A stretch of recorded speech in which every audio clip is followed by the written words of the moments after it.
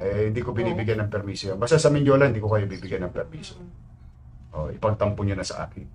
Ngayon, kung mali ako, hahayaan ko ang tao sa lungsod ng Maynila, mga taga-lungsod ng Maynila, ang husgahan ako. Pero kayong mga dumadayo sa Maynila na nagkiklaim ng so-called freedom of expression and destroying and disrupting and disturbing the peaceful way of living ng mga taga-Maynila, ayun, titindigan.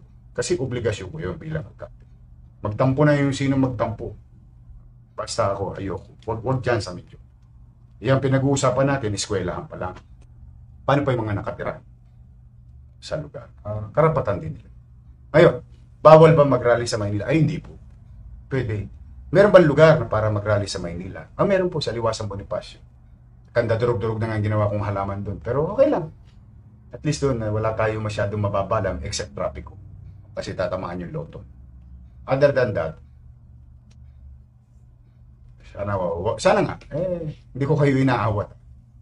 To express your dismay, grievances. Sabi ko nga, pumunta kayo sa Liwasang Bonifacio, magsisigaw kayo, kahit pati ngalangalan nyo, makita ng tao kakasigaw. Okay lang. Let's just spare Mindiola.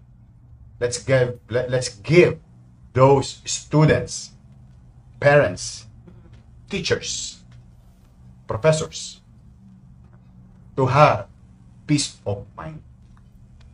Kayo man ang lumugar sa kabila. Magkano? Baka naman pwede makabala to. Magkano ba?